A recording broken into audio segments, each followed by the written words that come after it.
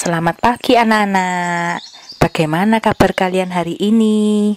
Tetap semangat belajar ya. Hari ini Miss Ervin akan membahas pelajaran IPS dari buku tematik 4I subtema 1, yaitu tentang lingkungan di sekitar kita. Seperti yang sudah kalian tahu, lingkungan adalah segala sesuatu di sekitar kita yang berpengaruh terhadap kelangsungan hidup makhluk hidup di sekitarnya. Lingkungan memiliki 3 unsur yang saling berhubungan antara satu dengan yang lainnya. Apa ya? Ada unsur hayati atau yang biasa dikenal dengan unsur biotik. Biotik itu segala sesuatu yang bernyawa.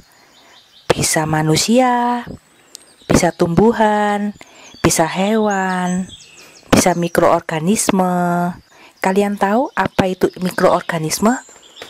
Mikroorganisme itu biasa disebut dengan mikroba, yaitu sejenis organisme atau makhluk hidup yang berukuran sangat kecil, sehingga kalau mau lihat dibutuhkan alat bantuan. Mikroorganisme ini bisa termasuk bakteri dan virus, termasuk virus corona.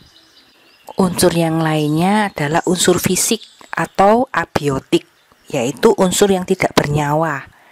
Bisa seperti tanah, udara yang kita hirup, air, iklim, kelembapan, cahaya, bunyi, dan banyak lagi. Nah, unsur yang lain yang terakhir adalah unsur sosial budaya yang diciptakan oleh manusia. Unsur sosial budaya ini biasanya berkaitan dengan budi dan akal manusia.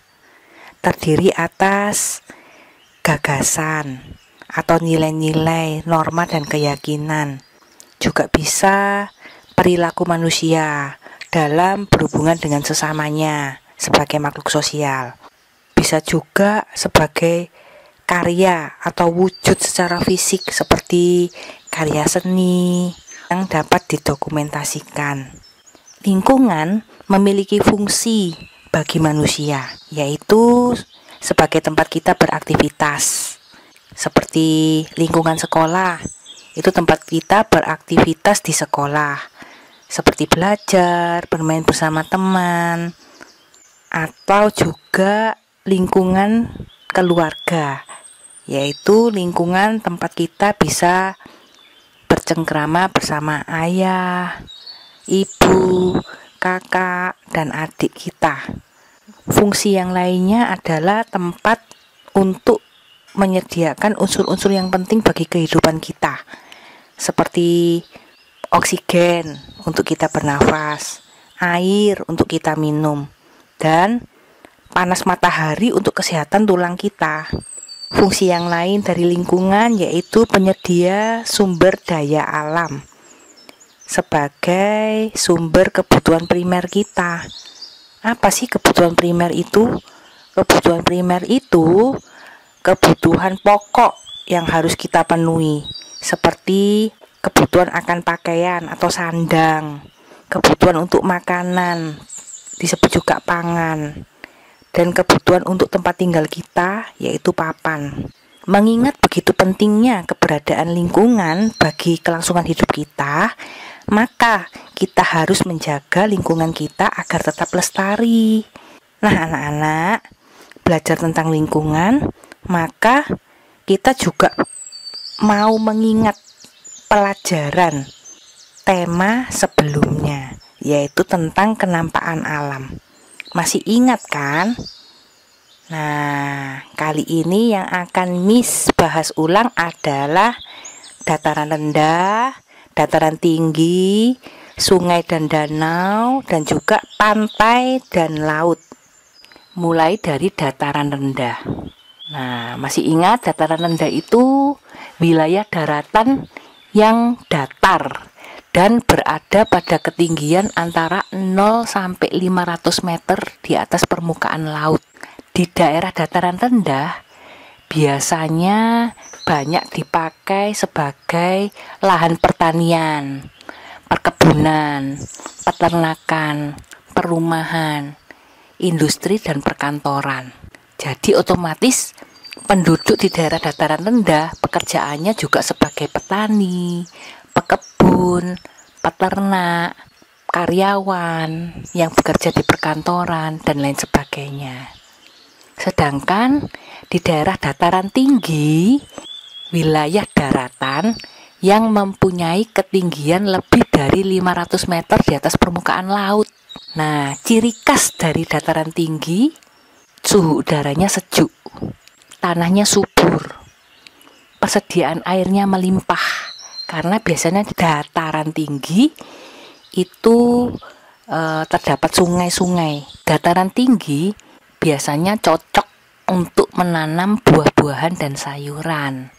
Selain itu juga cocok untuk usaha peternakan. Contohnya sapi perah. Kalian kalau jalan-jalan di daerah Batu Malang, di situ ada perusahaan susu dan yogurt.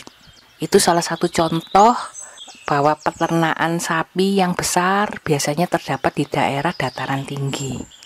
Sungai adalah aliran air yang besar di daratan. Hulu sungai terdapat di dataran tinggi dan bermuara di laut atau danau. Apakah danau itu? Danau adalah genangan air yang sangat luas dan dikelilingi oleh daratan. Baik sungai maupun danau memiliki potensi sumber daya alam berupa perikanan maupun pengairan lahan pertanian. Nah, sekarang kita mulai membahas tentang pantai ya. Pantai itu daerah perbatasan antara daratan dengan lautan. Penduduk di daerah pantai itu memiliki beraneka pekerjaan. Bisa sebagai nelayan, peternak ikan air asin atau air laut, maupun pedagang makanan, minuman, dan souvenir. Ya, seperti yang biasanya kalau kalian jalan-jalan di pantai, kalian melihat banyak orang yang berjualan souvenir kan. Souvenir-souvenir yang terbuat dari kerang. Di sana biasanya terdapat pasar ikan. Nah, sampai di sini dulu ya anak-anak pelajaran kita hari ini. Seperti biasa, tetap semangat belajar, rajin belajar, tetap berdoa, tetap sehat, tetap bahagia. Tuhan Yesus memberkati kalian. Bye.